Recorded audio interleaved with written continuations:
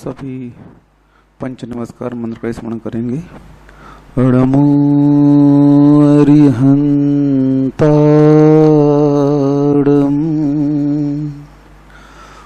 नमो सिद्धाड़म,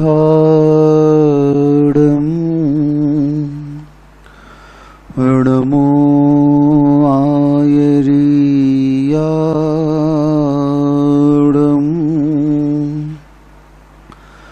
नमो वज्रायाड़म,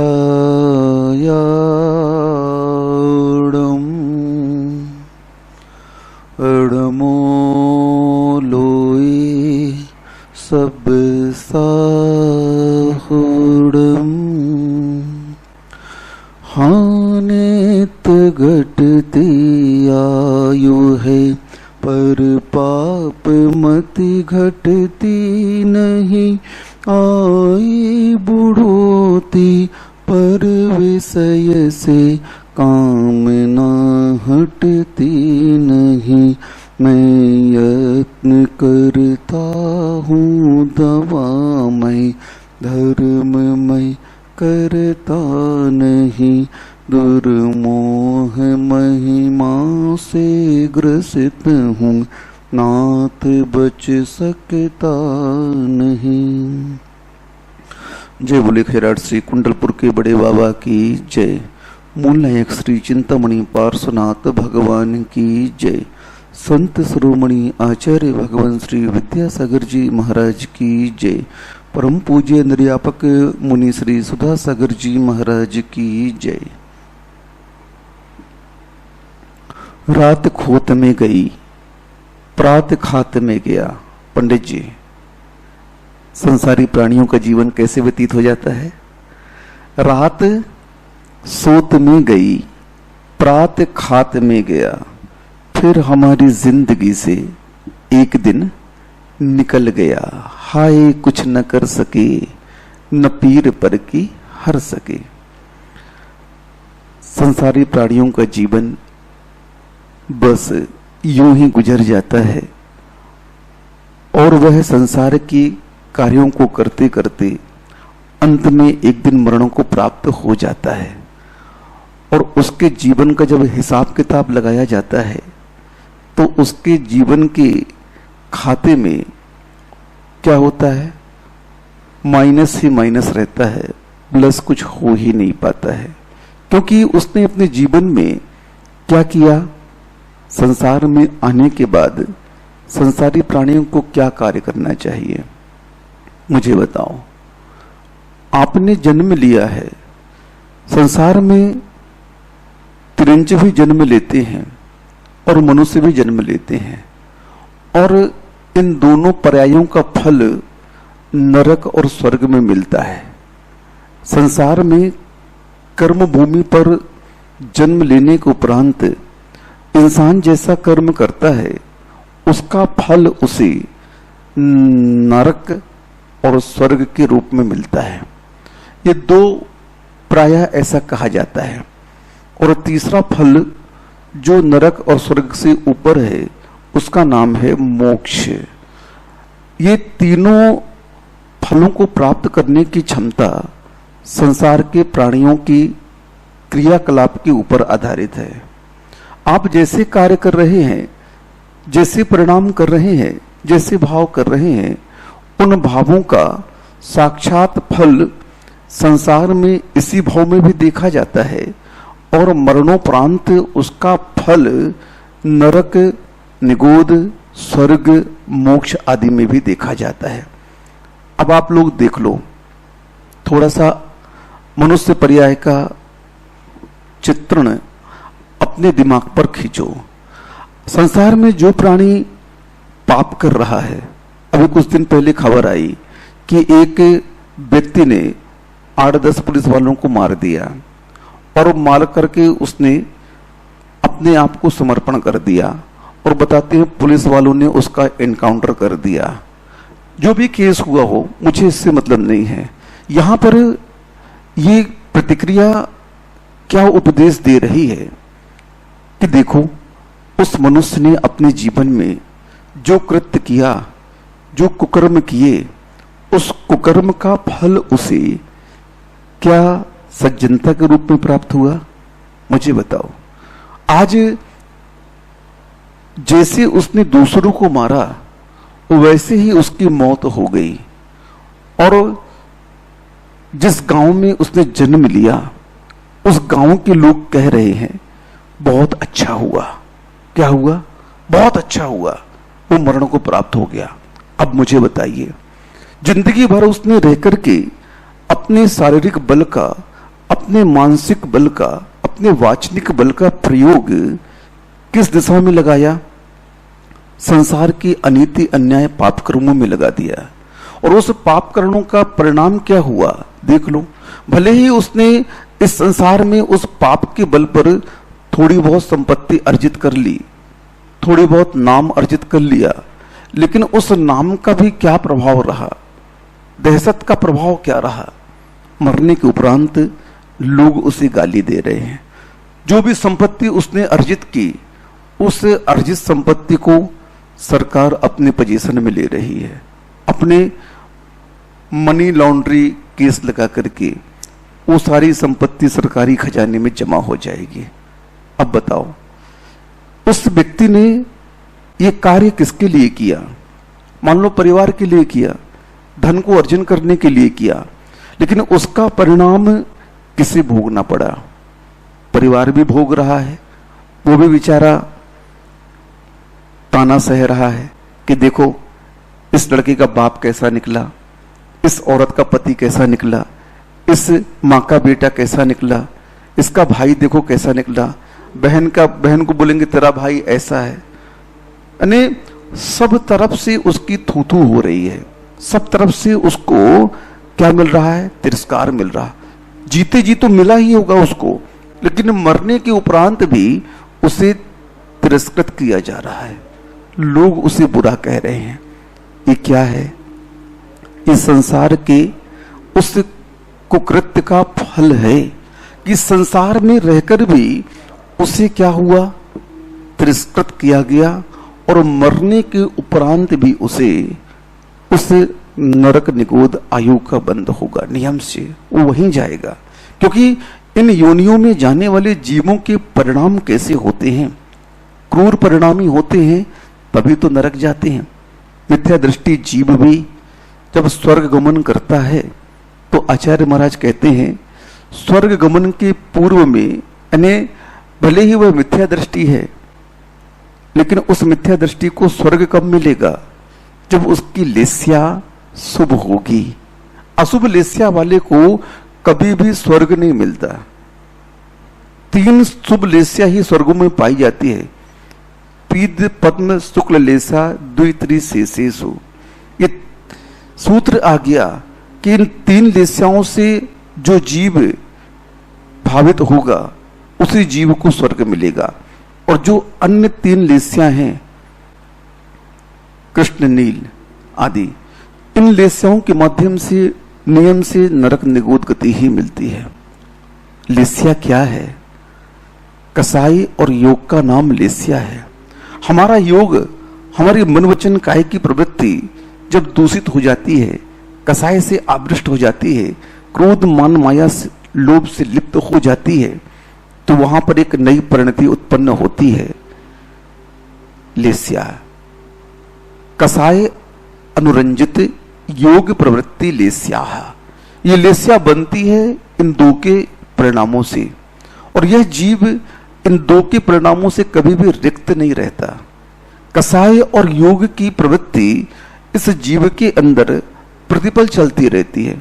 एक क्षण भी ऐसा नहीं है कि यह जीव कसाय से रहित हो, योग की प्रवृत्ति से रहित हो, क्योंकि भले ही 10वें गुण स्थान तक कसाय का सद्भाव पाया जाता है, उसके बाद वह कसाय या तो क्षय हो जाएगी या उपसमित हो जाएगी, लेकिन योग की प्रवृत्ति 13वें गुण स्थान तक देखी जाती है, संयोग केवली।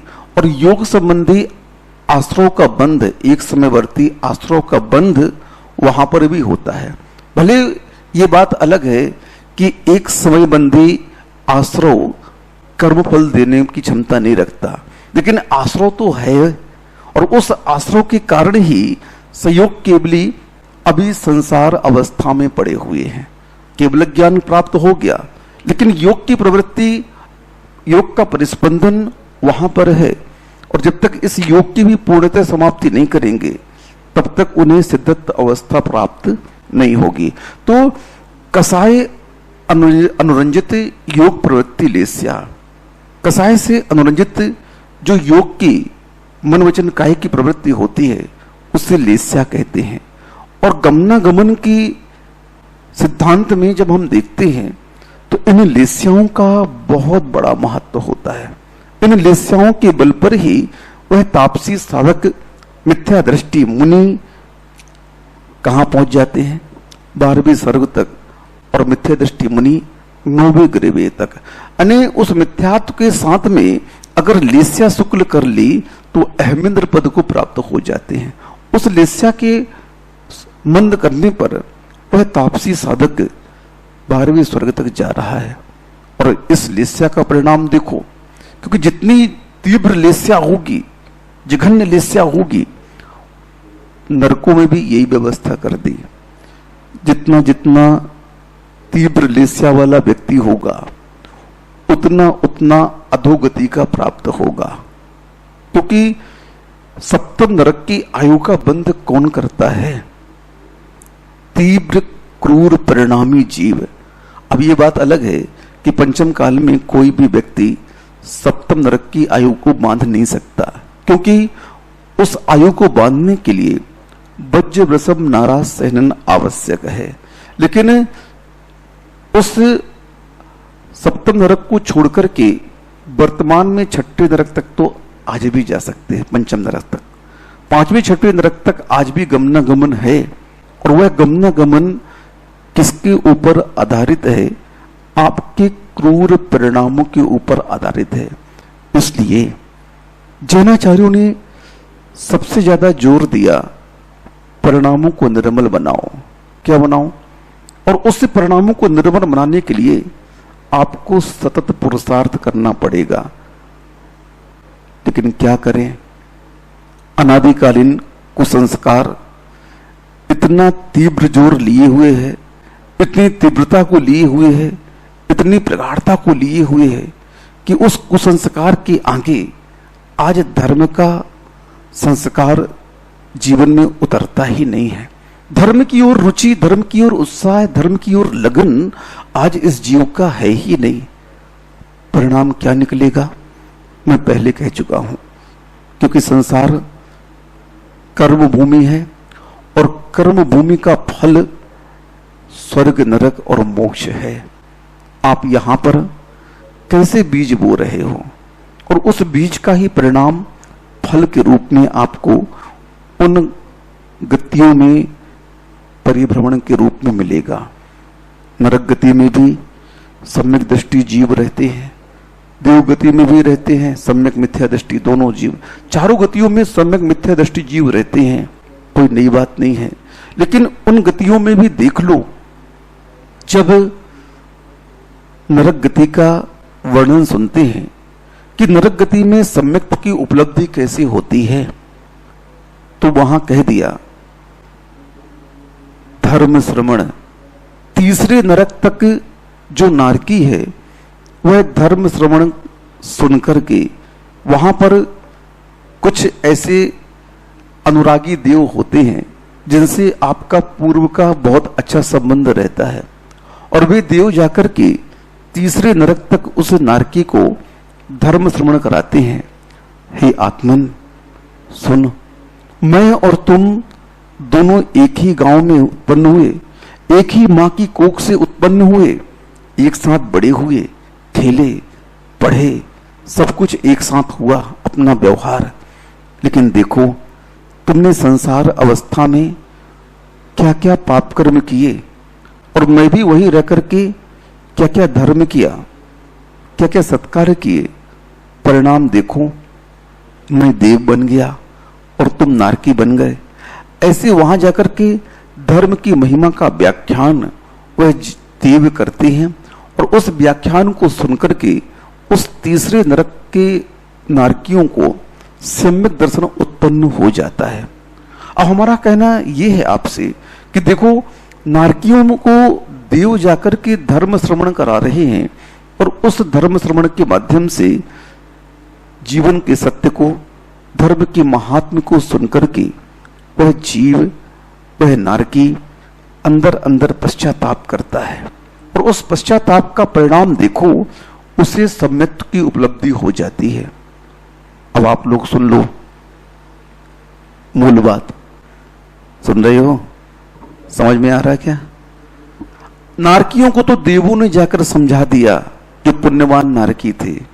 नारकी भी पुण्यवान होते हैं, पाप का फल भले वह नरक में भोग रहे हैं, लेकिन नारकी भी पुण्यवान इसलिए हैं कि उनको उस नरक अवस्था में भी धर्म श्रवण का लाभ हो रहा है। आप लोग पुण्यवान हो कि नहीं? नारकी के जैसे कहीं आपकी स्थिति तो नहीं है।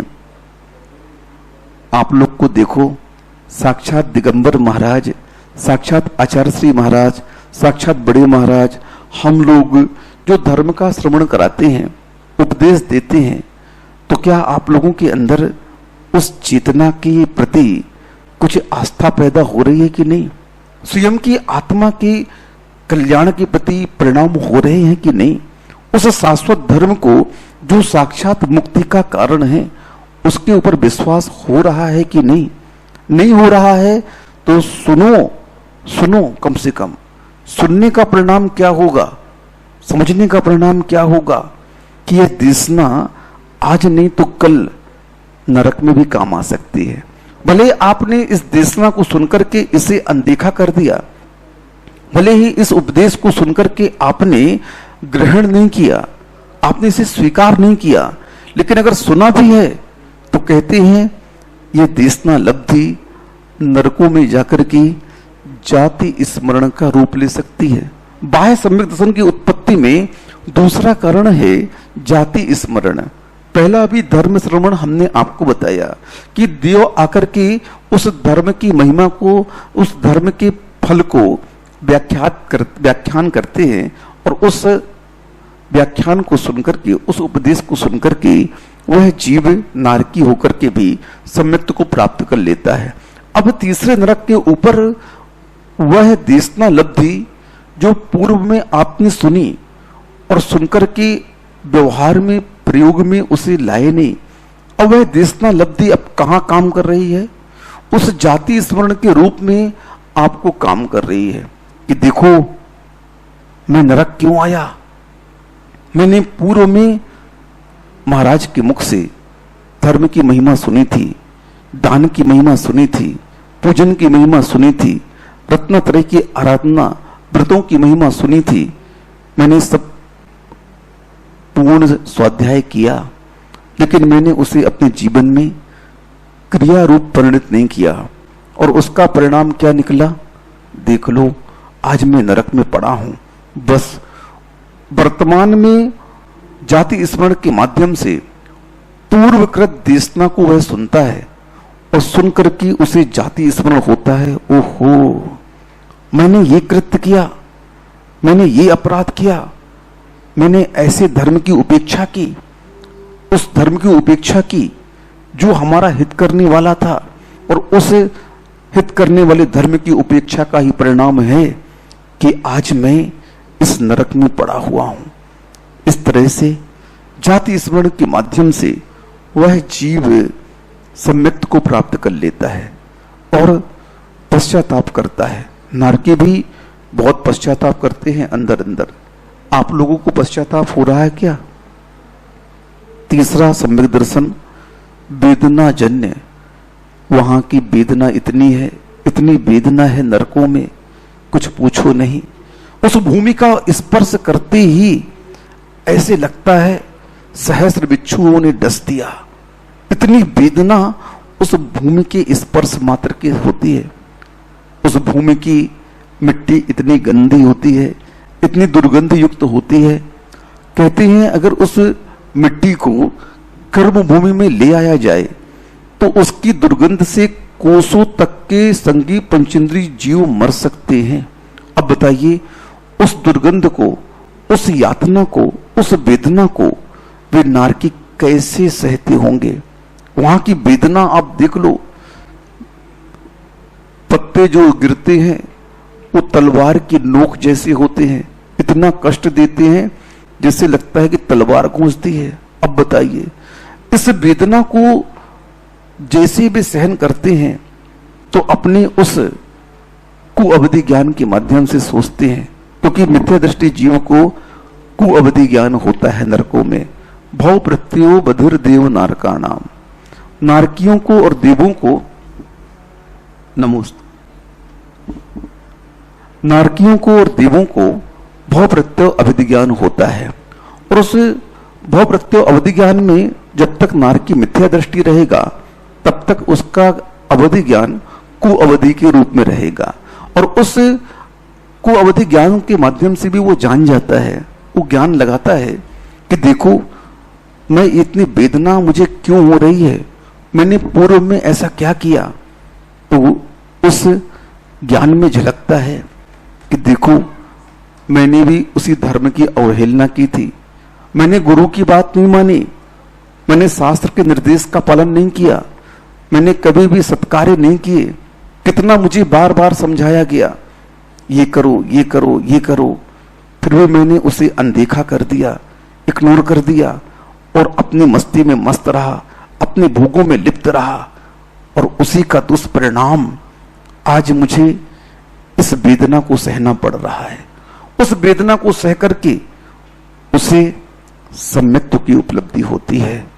ये तीन कारण नरकों में कहे गए हैं सम्यक्त्व की उपलब्धि की, धर्म श्रवण, जाति स्मरण और वेदना जन्य। अब आप लोग क्या चाहते हैं? क्या आप लोग भी सम्यक्त्व की उपलब्धि इस तरह से चाहते हैं? मुझे बताइए, क्योंकि मनुष्यों में तो जिन बिंब दर्शन, धर्म श्रवण, जाति स्मरण, ये तीन कारण कहे गए हैं। कितने कारण कहे गए?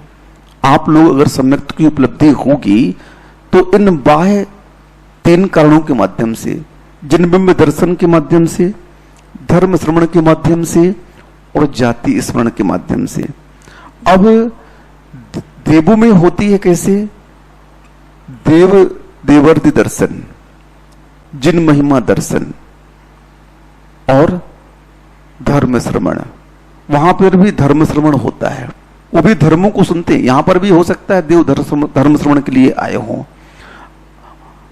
अब मूल देवों में जो सम्यक दर्शन होता है, देवर्धि दर्शन, नीचे के देव अपने के ऊपर देव को देखते हैं, अपने से ऊपर जो देव होते हैं, कि इन्हें इतनी रिद्धियां, इतना वैभव क्यों प्राप्त हुआ, इन्होंने ऐसा क्या किया।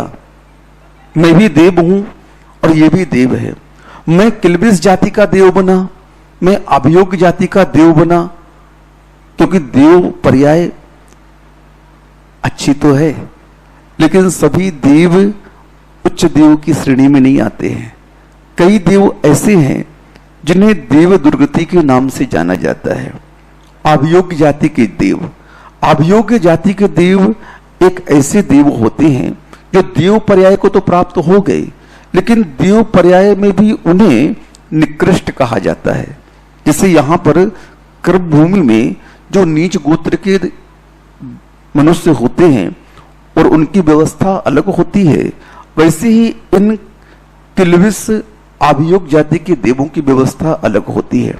किल्बिष जाति के जो देव होते हैं वे धर्म सभा, जो देवों की सभा होती है स्वधर्मेंद्र आदि की, उन सभाओं के बाहर रहा करते हैं। जैसे यहाँ पर नीच गोत्र के मनुष्य बस्ती के बाहर रहते हैं और उनकी व्यवस्था अलग रहती है, वैसे ही प्रक्रिया उन किल्बिष जाति के देवों की हुआ करती है। और वे देव उस देव पर्याय में रह करके और उस इंद्र सभा के बाहर रहते हैं। ये भी एक प्रकार का दंड है। आपने मंद कसाय के माध्यम से लिस्याओं को थोड़ा सा उच्च बना करके, निर्मल बना करके देव पर्याय तो प्राप्त कर ली, लेकिन देव पर्याय में भी देव दुर्गति मिली आपको। किल्बिष जाति के देव हुए क्योंकि आपने इस पर्याय में कुछ कार्य अच्छे किए होंगे, सज्जनता को अपनाई होगी, लेकिन छल कपट मायाचारी की होगी। आपने कुछ न कुछ ऐसा कुकर्म किया होगा कि देव पर्याय तो मिली, लेकिन किल्बिष जाति की देव बनी। अभियोग जाति के जो देव होते हैं वे देव वाहन बनते हैं। क्या बनते हैं? वाहन। सौधर्म इंद्र का जो ऐरावत हाथी होता है वह वास्तव में हाथी नहीं है, क्योंकि वहां पर तिरंज गति के जीव नहीं होते हैं देव पर्याय में। वहां पर क्या होता है? अभियोग जाति के जो देव होते हैं वे देव ही उस हाथी का रूप लेकर के और उस सौधर्म इंद्र का वाहन बनते हैं। यानी जितने भी उत्कृष्ट देव हैं, जिन जिनका वाहन है, वे सभी अभियोग जाति के देव होते हैं। ये देव पर्याय में तो पहुंच गए, लेकिन देव पर्याय में पहुंचने के उपरांत भी निकृष्ट जघन्य कार्य में लगे रहते हैं। तब उन्हें उन देवों की रिद्धियों को देख करके, उन देवों के वैभव को देख करके सम्यक्त की बोधि होती है कि देखो इन देवों को इतना वैभव कैसे मिला, इन्होंने ऐसा क्या किया। तब वहां पर चित्र उपस्थित होता है कि देखो इन देवों ने सच्चे देव गुरु शास्त्र की भक्ति की, पूजन आराधना की, सत्कार्य किए, धर्म के उपदेश को ग्रहण किया, धर्म की आज्ञा का पालन किया। धर्म ने जिस जिस कार्य को करने के लिए कहा उस कार्य को उसने किया। धर्म ने जिस जिस कार्य को मना किया कि इस कार्य को नहीं करना, उस कार्य को नहीं किया। तब जाकर के इन्होंने इस पद को प्राप्त किया। इस प्रकार देवर्य दर्शन देख करके उसे सम्यक्त की उपलब्धि होती है। जिन महिमा दर्शन सौधर्म इंद्र जब पूरे परिवार के साथ में भगवान की पंच कल्याण करने जाता है, तब उसकी महिमा को देख करके जो अन्य देव होते हैं वो सोचते हैं, विचार करते हैं कि इतना बड़ा पद का धारी हमारा मुखिया कहां जा रहा है। अरे ये कौन है? इस दिगंबर रूप की आराधना कर रहा है, जिनके पास कुछ नहीं है उनकी सेवा कर रहा है। तब उन्हें ज्ञात होता है कि इस संसार में सबसे असली रूप तो यही है। कौन सा? दिगंबरत्व। नेचुरल रूप है ये। कैसा है? प्राकृतिक रूप है ये। क्योंकि संसार में जितने भी व्यक्ति आते हैं वो कैसे होते हैं? दिगंबरत्व होते हैं। नंगा है आकाश हिमालय, नंगा गंगा सागर है। नंगा है आकाश हिमालय, नंगा गंगा सागर है, और नंगे की अद्भुत महिमा है, नंगा विद्यासागर है। कौन है? सब कोई नंगे है, क्योंकि चमत्कार किसका है? दिगंबरत्व का है और किसी का नहीं। जितनी विशुद्धि, जितनी निर्मलता इस रूप में होती है कहीं नहीं होती है, क्योंकि ये यथाजात रूप है। जिस समय आपने जन्म लिया, जन्म के साथ ही आपको क्या वस्त्र मिले थे? मुझे बताओ। वो तो आपने अपने विकार को छुपाने के लिए इन वस्त्रों का आवरण स्वीकार किया, लेकिन वास्तव में देखा जाए बहुत सारी प्रजातियां आज भी विश्व में ऐसी हैं जो जंगलों के बीच में रहती हैं और निर्वस्त्र रहती हैं। हम उन्हें श्रमण नहीं कहते, वो उनका एक अलग समाज है, और उस समाज के अंतर्गत वो आज भी जैसे जन्मजात थे वैसे ही आज भी वहां रहते हैं, और उनकी सभ्यता, उनकी संस्कृति अपने हिसाब से वो अपना जीवन यापन करते हैं। कहते हैं वहां पर किसी भी वस्त्रधारी को जाने की इजाजत नहीं है। वो उन्हें देख करके उन्हें अपना दुश्मन मानते हैं और उन्हें मारने का पुरुषार्थ करते हैं। बहुत मुश्किल से कई बार इन टीवी वालों ने वहां पहुंच करके चुपके से या कैसे भी उनकी संस्कृति का वर्णन किया, दिखाया, चित्र दिखाया। तो कहने का तात्पर्य यह है कि मूल रूप तो यथाजात रूप ही है, जिसकी आराधना स्वयं चतुर निकाय के देव करते हैं। इन देवों को भी सम्यक्त की उपलब्धि कैसी हुई देख लो। जिन धर्म को श्रवण करने से, जिन महिमा दर्शन करने से, देवर्षि दर्शन करने से ये उन्हें सम्यक की उपलब्धि में कारण बने। अब आप लोगों के लिए कितना अच्छा मौका है, साक्षात धर्म का श्रवण आपको मिल रहा है, साक्षात देव दर्शन आपको मिल रहे हैं। देव दर्शन इतना इतना इतना महान कार्य है, सभी उस ओर उन्मुख नहीं हो पाते, लेकिन आचार्यों ने देव दर्शन को सम्यक्त की उपलब्धि में कारण निमित्त बना दिया कि देव दर्शन करके उस वीतरागी मुद्रा को निहार करके आप भी सम्यक्त की उपलब्धि कर सकते हैं। अब बताइए, तिर्यंचियों और मनुष्यों में ये दोनों कारण रखे गए। तिर्यंच को भी देव दर्शन करके सम्यक्त की उपलब्धि हो जाती है, जाति स्मरण के माध्यम से, वेदना के माध्यम से भी उनको सम्यक्त की उपलब्धि हो जाती है। अब हम लोग किस कुल में आ चुके हैं?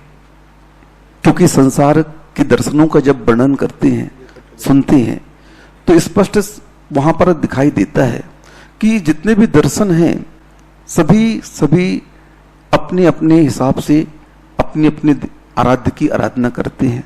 लेकिन एक जैन दर्शन ही एक ऐसा दर्शन है जो मनुष्य को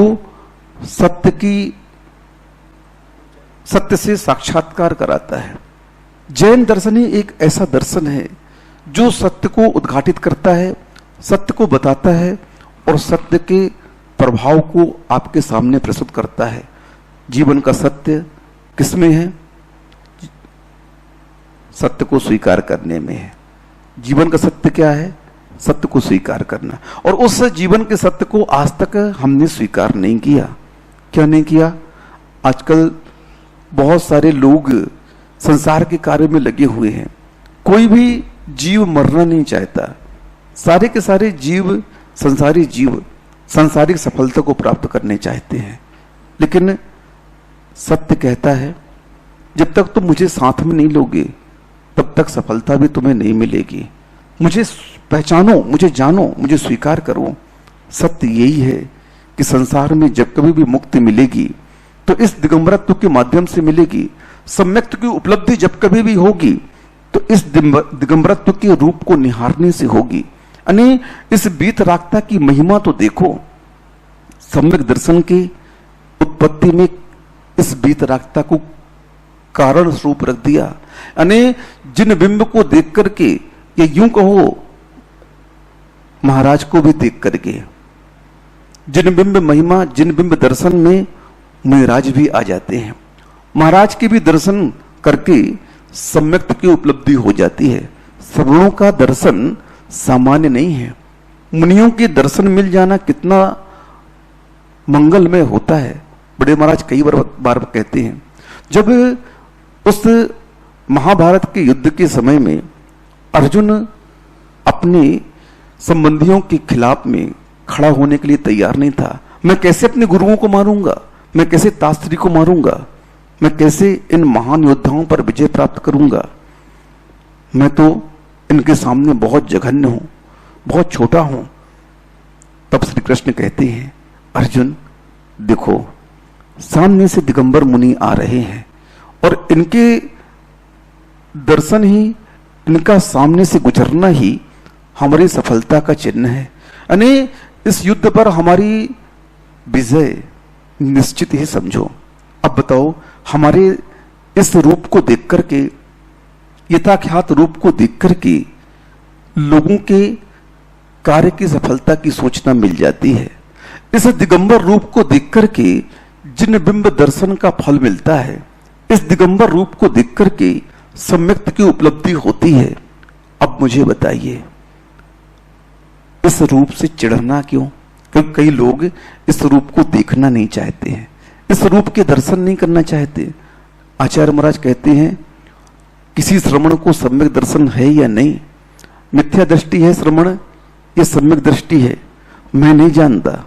लेकिन कहते हैं कि एक मिथ्या दृष्टि श्रवण भी जब उपदेश देता है तो उस उपदेश को सुनकर के कई मिथ्या दृष्टि जीव सम्यक्त को प्राप्त कर लेते हैं। सुन रहे हो? एक मिथ्या दृष्टि श्रवण जब इस दिगंबर रूप को लेकर के उपदेश देता है तो उस मिथ्या दृष्टि श्रवण के उपदेश को सुनकर के, उसकी धर्म की व्याख्यान को सुनकर के कई मिथ्या दृष्टि जीव सम्यक्त को प्राप्त कर लेते हैं। भले ही वह श्रवण मिथ्यात्व के कारण निगोद में चला जाए, लेकिन उस बाह्य लिंग का प्रभाव तो देखो, इस यथाजात रूप का प्रभाव तो देखो। अंतरंग में मिथ्यात्व है, लेकिन बाह्य में उसके उपदेश से कितने जीव सम्यक्त को प्राप्त हो जाते हैं। और कई लोग इस रूप से घृणा करते हैं।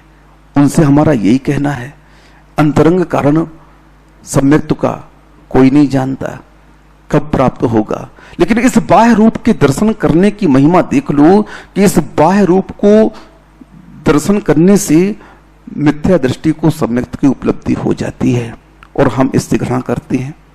इसलिए जिन जिन लोगों ने आज तक ये कर्म किया, अभी भी समय है, समय रहते समझ जाओ।